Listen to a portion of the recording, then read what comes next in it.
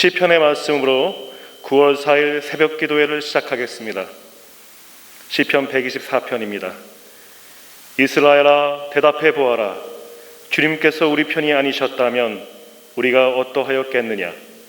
주님께서 우리 편이 아니셨다면 원수들이 우리를 치러 일어났을 때에 원수들이 우리에게 큰 분노를 터뜨려서 우리를 산채로 집어삼켰을 것이며, 물이 우리를 덮어 홍수가 우리를 휩쓸어 갔을 것이며, 넘치는 물결이 우리의 영혼을 삼키고 말았을 것이다.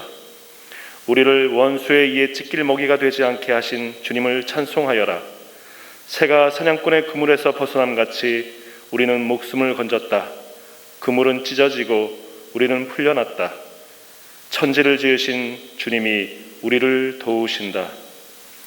생명의 주관자 되시는 하나님 아버지, 지난밤도 하나님의 은혜 가운데 평안한 안식을 누리게 하시고 또 한날을 살아갈 수 있도록 생명 주심을 감사합니다. 저희들에게 허락하신 이 날과 생명을 하나님의 영광을 드러내는 일에 아름답게 쓸 수 있도록 인도하여 주옵소서. 오늘 하루를 예배와 기도로 시작할 수 있도록 은총을 베풀어 주시니 또한 감사드립니다. 우리의 삶 속에서 늘 주님을 예배하며 의지함이 습관이 되게 하시고 모든 삶을 주님께 드림으로 맡김으로 주님의 인도하심을 따라 바른 길 가게 하여 주옵소서. 예수님의 이름으로 기도합니다. 아멘. 다 함께 찬송가 91장 슬픈 마음이 있는 사람 찬송하시겠습니다. 찬송가 91장입니다. 슬픈 마음 있는 사람 예수 이름 믿으며 영원토록 변함없는 기쁜 마음 얻으리. 예수의 이름은 세상의 소망이요 예수의 이름은 천국의 기쁨일세. 거룩하신 주의 이름 너의 방패 삼으라. 환난 시험 당할 때에 주께 기도드려라. 예수의 이름은 세상의 소망이요 예수의 이름은 천국의 기쁨일세. 존귀하신 주의 이름 우리 기쁨 되도다. 주의 품에 안길 때에 기뻐 찬송 부르리. 예수의 이름은 세상의 소망이요 예수의 이름은 천국의 기쁨일세. 우리 갈 길 다 간 후에 보좌 앞에 나아가 왕의 왕께 경배하며 멸류관을 드리리. 예수의 이름은 세상의 소망이요 예수의 이름은 천국의 기쁨일세.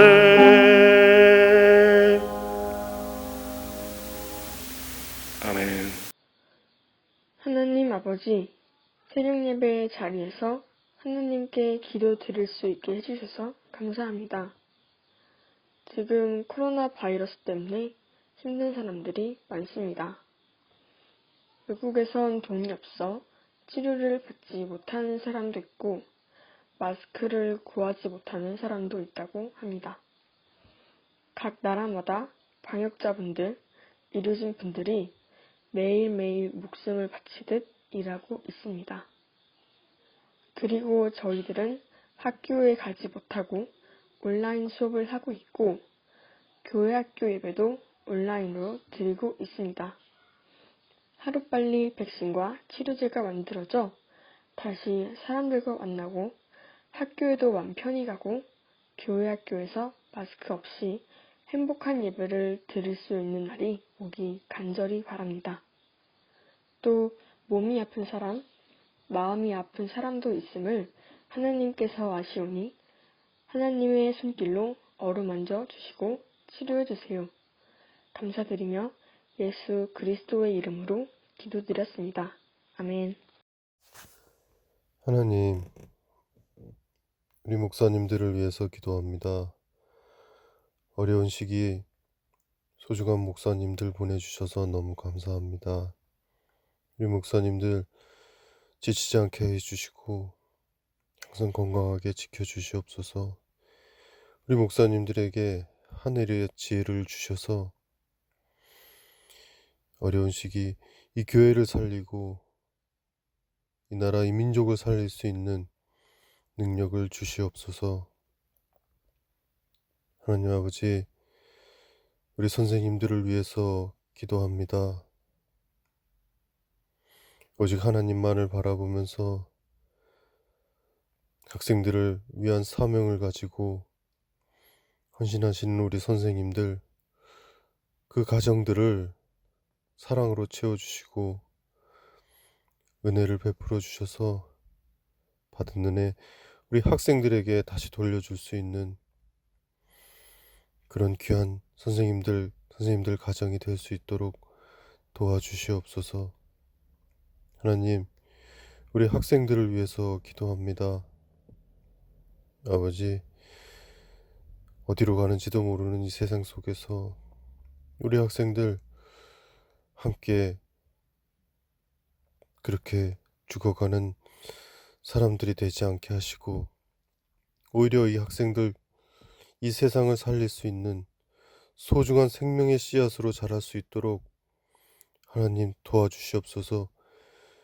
우리 목사님들과 우리 선생님들과 모두 힘을 합쳐서 우리 학생들 귀한 하나님의 자녀들로 자랄 수 있도록 하나님 저희들을 사용하여 주시옵소서. 세상을 살리는 우리 교회 학교가 될 수 있도록 하나님 도와주시옵소서. 예수 그리스도 이름으로 기도드립니다. 아멘. 오늘 우리에게 주시는 말씀은 창세기 50장 15절부터 21절 말씀입니다. 제가 봉독해 올리겠습니다. 요셉의 형제들은 아버지를 여의고 나서 요셉이 자기들을 미워하여 그들에게서 당한 온갖 억울함을 안 갚음하면 어찌하나 하는 생각이 들어서 요셉에게 전가를 보냈다. 아버지께서 돌아가시기 전에 남기신 유언이 있습니다. 아우님에게 전하라고 하시면서 너희 형들이 너에게 몹쓸 일을 저질렀지만 이제 이 아버지는 내가 형들의 허물과 죄를 용서하여 주기를 바란다 하셨습니다. 그러나 아우님은 우리 아버지께서 섬기신 그 하나님의 종들인 우리가 죄은 죄를 용서하여 주시기 바랍니다. 요셉은 이 말을 전해 듣고서 울었다. 곧 이어서 요셉의 형들이 직접 와서 요셉 앞에 엎드려서 말하였다. 우리는 아우님의 종입니다. 요셉이 그들에게 말하였다. 두려워하지 마십시오. 내가 하나님을 대신하기라도 하겠습니까? 형님들은 나를 해치려고 하였지만 하나님은 오히려 그것을 선하게 바꾸셔서 오늘과 같이 수많은 사람의 생명을 구원하셨습니다. 그러니 형님들은 두려워하지 마십시오. 내가 형님들을 모시고 형님들의 자식들을 돌보겠습니다. 이렇게 요셉은 그들을 간곡한 말로 위로하였다. 아멘. 창세기 50장은 두 개의 장례식으로 끝이 납니다. 첫 부분에는 야곱의 장례식이 있고 뒷부분에는 요셉의 장례식이 있어서 이 창세기 50장의 내용이 대단원의 막을 내리게 되죠. 이 두 개의 장례식만 있어도 사실은 이야기는 끝나기에 충분한데도 불구하고 오늘 읽었던 이 말씀이 이 두 장례식 사이에 들어가 있습니다. 어떻게 보면 좀 군더더기 같은 이 말씀이 들어가 있는 이유가 무엇일까? 그것은 중요하기 때문이죠. 그 안에 뭔가 중요한 메시지를 담고 있는 것인데 그 메시지가 이 요셉 이야기의 가장 핵심이 되는 메시지가 나타나기 때문입니다. 바로 그 메시지가 무엇이냐면 바로 요셉이 20절에서 말하는 말씀인데 다시 한번 읽어보겠습니다. 당신들은 나를 해하려 하였으나 하나님은 그것을 선으로 바꾸사 오늘과 같이 많은 백성의 생명을 구원하게 하시려 하셨나니. 요셉이 처음 형들을 만났을 때 했던 말과 같은 말입니다. 요셉이 처음 형들을 만났을 때 마음속에 심술이 좀 났었습니다. 좀 골려주고 싶었어요. 그래서 자기가 요셉인 걸 밝히지 않고 그들에게 너희 동생 데려와라. 이 베냐민은 왜 안 데려왔느냐 하고 베냐민을 데려오게 하죠. 그리고 그들에게 약간의 속임수를 써가지고 이 베냐민만 남기고 돌아가게 만들려고 했죠. 그때 그들이 아버지에게 꺼냅니다. 야곱이 얼마나 요셉을 그동안 그리워했으며 만약 베냐민마저 여기다 놓고 가면 아버지가 너무나 슬퍼하실 것입니다 라는 이야기를 듣고 이 요셉이 눈물을 참지 못합니다. 그 야곱이 아직도 자기를 사랑하고 있구나 하는 그 말을 듣자 45장에서 그가 이렇게 얘기하지요. 그가 대성통곡을 하게 됩니다. 한참 동안을 울었다고 표현하고 있습니다. 그리고 그것이 너무나 그 소리가 커가지고 이 파라오의 궁전 전체에 울려 퍼졌다고 이야기하고 있습니다. 이렇게 감동적인 만남 속에서 그가 이 형들에게 했던 말이 있습니다. 그 45장 5절에 그 형들에게 이렇게 얘기하죠. 그러나 이제는 걱정하지 마십시오. 자책하지도 마십시오. 형님들이 나를 이곳에 팔아 넘기긴 하였습니다만 그것은 하나님이 형님들보다 앞서서 나를 여기에 보내셔서 우리의 목숨을 살려주시려고 그렇게 하신 것입니다. 이런 놀라운 고백을 하게 되는 것이죠. 그가 이것을 멋있으려고 그냥 멋쩍어서 했던 얘기가 아닙니다. 그가 그 오랫동안 삶을 살면서 하나님이 그에게 주신 그 계획이 무엇인지를 마음속 깊이 이미 깨닫고 그 과거에 힘들었던 자신과 이미 화해를 하고 용서하고 이미 그들을 맞아줄 준비가 되어 있었다는 것입니다. 그것을 우리가 어디에서 알 수 있냐면 창세기 41장에 나오는 그의 아들들의 이름 속에서 알 수 있습니다. 요셉이 그곳에서 총리가 되고 그리고 보디베라의 딸 아스낫에게서 두 아들을 낳게 되지요. 그 아이들을 이름을 이렇게 짓습니다. 므낫세 그리고 에브라임입니다. 므낫세의 뜻은 하나님께서 내 과거를 잊어버리게 하셨다. 그리고 에브라임 나를 번성케 하셨다. 이 두 가지 뜻을 가지고 있었는데 요셉의 인생의 후반전은 바로 이 두 아이의 이름으로 살았다고 볼 수가 있습니다. 자, 이것이 무슨 뜻이냐면 그게 요셉으로 산 것이 아니라 두 아이의 이름으로 살았다는 것이 무슨 뜻이냐면 이렇게 해석할 수가 있습니다. 자, 우리가 가끔씩 어떤 가게를 보면은 뭐 철인의 가게 또는 영인의 가게 이렇게 된 것이 그 아저씨와 또는 아줌마의 이름을 딴 것이 아니죠. 아빠와 엄마의 이름을 딴 것이 아니라 아들과 딸의 이름으로 그 가게의 이름을 짓고 살아가는 모습을 볼 수 있습니다. 그런 것이 우리 흔한 우리의 삶의 모습이기도 하지만 제가 제 예를 들자면 저희 아이의 이름을 첫째는 유겸이라고 짓고 온유하고 겸손하다는 뜻인데 둘째는 의겸이라고 지었습니다. 의롭고 겸손하라. 셋째는 하겸이라고 지었는데 강처럼 겸손하라. 그래서 이 아이들의 이름을 이렇게 줘놓고 그 애들한테 너 이름이 온유하고 겸손하니까 너 앞으로 온유하고 겸손해야 된다. 근데 그렇게 사는 게 쉽지가 않죠. 그들이 막 겸손하지 않고 잘난 체하고 막 또 나댈 때마다 제가 너 이름이 유겸인데 의겸인데 그렇게 살면 되겠느냐? 이러려고 지은 것이 아니고 그렇게 이름을 지은 이유는 제가 그렇게 살고 싶기 때문입니다. 제가 마음속에서 겸손한 마음이 일어나지 않고 교만한 마음이 일어나고 제 마음속에서 온유한 마음이 일어나지 않고 분노가 일어날 때마다 제 아이들의 이름을 부르면서 제 아이들의 얼굴을 보면서 유겸이 되고 싶고 의겸이 되고 싶고 또 하겸이 되고 싶었던 마음에서 그렇게 이름을 지었던 것이죠. 그 아이들의 이름을 놓고 기도하면서 제 자신이 먼저 온유하고 겸손하고 의롭게 하여 주시옵소서 하고 기도하기 위해서 그렇게 이름을 지었던 것이죠. 요셉도 마찬가지입니다. 그의 첫째의 이름을 므낫세라고 지었을 때에 그는 무슨 뜻입니까? 하나님께서 내 모든 고난과 내 집안일들을 다 잊게 해 주셨다. 그와 같은 고통을 우리가 어찌 잊을 수가 있겠습니까? 우리의 가장 가까운 사람들, 가장 우리를 사랑해야 될 사람들이 우리에게 상처 준 경우에 그 받은 상처는 너무나 커서 우리의 힘으로는 잊을 수가 없습니다. 하지만 하나님께서는 그것을 잊게 해 주신다는 것입니다. 그것이 바로 므낫세의 축복인 것이죠. 그리고 그 둘째의 이름을 에브라임이라고 지었습니다. 창성케 하였다. 나를 번성케 하였다. 나를 이 고난의 땅에서, 이 고통의 땅에서 열매를 맺게 하셨다. 그의 형제들은, 요셉의 형제들은 그를 시기하여 죽이려고 하고 또 종으로 팔아 넘겼습니다. 그를 사랑했던 이 아버지에게는 죽었다고 거짓말까지 했습니다. 그래서 15년을 넘게 종살이를 하고 감옥살이를 하게 됩니다. 그 가슴에 얼마나 많은 상처가 남아있겠습니까? 억울함이 있고 또 분노가 있고 아픔이 있었겠죠. 날마다 고향을 향한 그리움과 더불어 가지고 형제를 향한 미움이 그를 짓눌렀을 것입니다. 그의 인생은 늘 절망과 복수와 미움과 같은 것이었을 것입니다. 그런데 그에게 하나님이 역사하셔서 주었던 이름이 무엇이냐? 바로 므낫세였다는 것이죠. 그리고 무엇이냐? 에브라임이었다는 것입니다. 그의 과거의 모든 아픔과 슬픔과 어려움을 잊게 해주셨다. 그리고 그 고통의 땅에서, 그 아픔의 땅에서 그에게 열매를 맺게 하신다는 뜻입니다.